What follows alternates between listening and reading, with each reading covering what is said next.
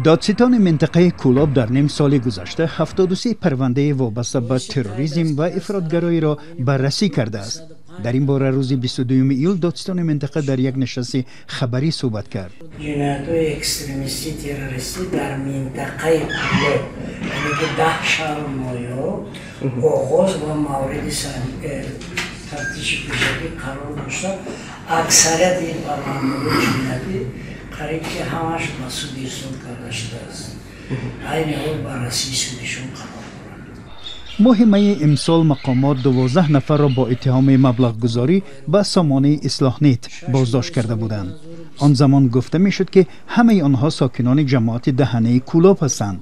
یک مقام دادستانی گفت در میان بازداشت شدگان ساکنان دیگر محله های کولاب نیز هستند. یگان جنایت‌های اکستریمیستی تروریستی در همش حتما دستگیر کرده به حبس گرفته می شود. ساکنان دهنه هم از پاپش منطقه کولاب 73 نفر.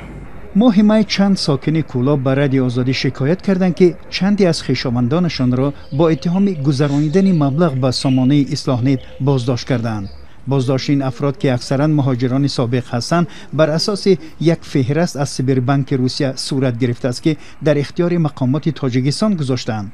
به گفته او از این فهرست معلوم کردند که گویا مهاجران تاجیک هنگام کار در روسیه به حساب مؤسس سامانه انتقادی اصلاح نت که به محمد اقبال صدرالدین تعلق دارد پول فرستادند.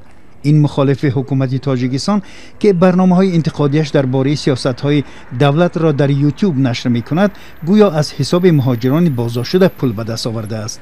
حکومت تاجیکستان سالهای اخیر سخت تنقید می‌شود که با بهانه مبارزه با افراطگرایی و تروریسم آزادی‌های بنیادی مردم از جمله حق آنها برای آزادی بیان و آزادی اعتقاد را محدود و یا زیر پا می‌کند.